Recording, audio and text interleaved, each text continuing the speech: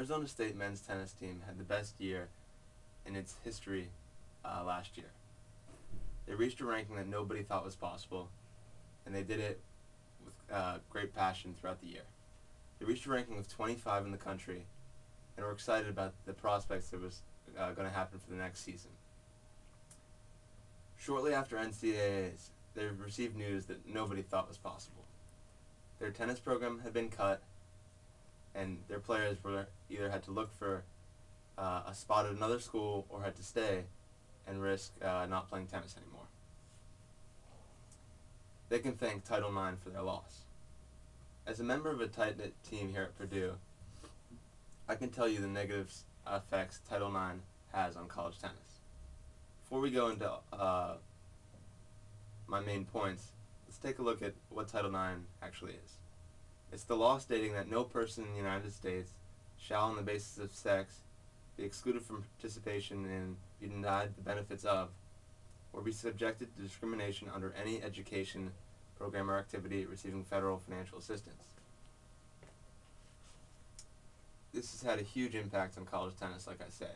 It's affected the recruiting process, it's taken away scholarship money, and it's even wiping out entire programs at a lot of universities.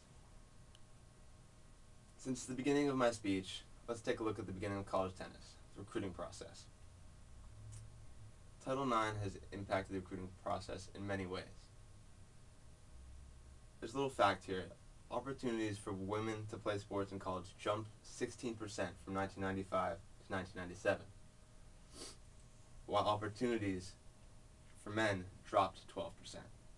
This may not seem like a huge amount, but for men in college tennis, where we don't have many opportunities to begin with, it's a big number.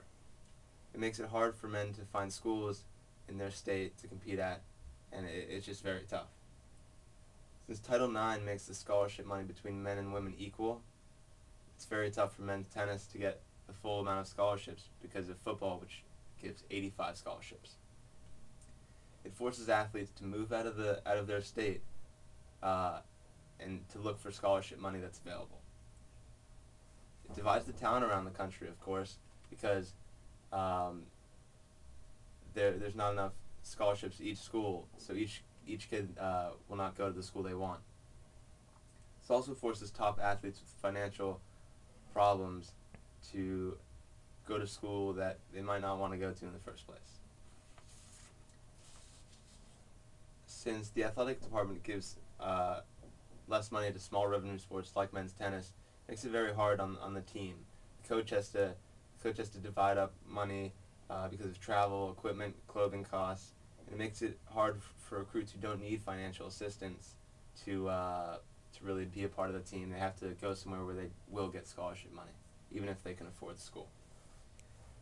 You can tell Title IX has definitely affected the recruiting process in many ways, but let's talk about something everyone cares about: money. It's impacted the amount of scholarships male sports has to give to its players. In tennis, for instance, I know this all too well. Men's tennis receives only 4.5 scholarships, whereas women's tennis receives the full 8. Since on the team there's only 6 guys competing, this makes it very competitive, and it's very tough to get the full depth in the team. It also creates tension. People are worried about what type of scholarship money they're getting. I know this happens in my team here. You're always worried about what the other guy's getting. If I beat him, should I get more money? It's a lot of tension that really is not needed.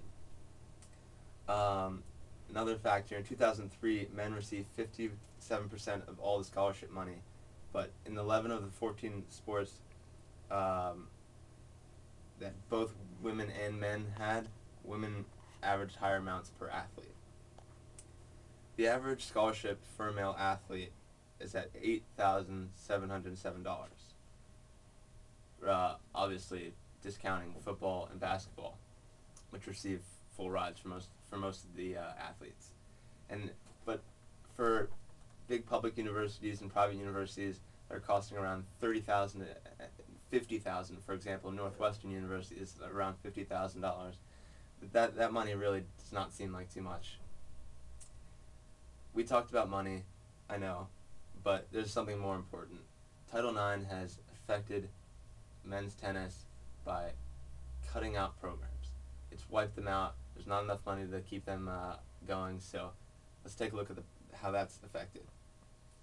Like I said, ASU, Arizona State, cut their men's program after their best season last year. Edinburgh University in Pennsylvania, about 15 minutes from my house. I actually knew the coach very well. He's a great guy. He worked there forever. Their tennis team was cut about 3 years ago, along with their baseball, and their courts were actually turned into a parking lot for football. If you can imagine that, and it touched the coach, it touched the players. They loved the program, and it was a shame to see that happen.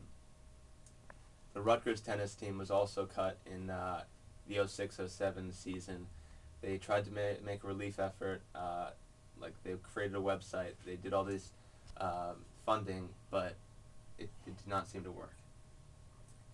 So I know the average sports fan wouldn't notice these tennis things happening, these scholarship money, the recruiting process, wiping out of programs. Most people care about football and basketball, but it has affected the lives of a lot of college athletes and upcoming college athletes. As I said, Title IX has impacted the recruiting process, scholarship money, and even entire programs. The law that was supposed to even the playing field is clearly not, and it's created a racket among male tennis players who are looking to go to college in the future. Thank you.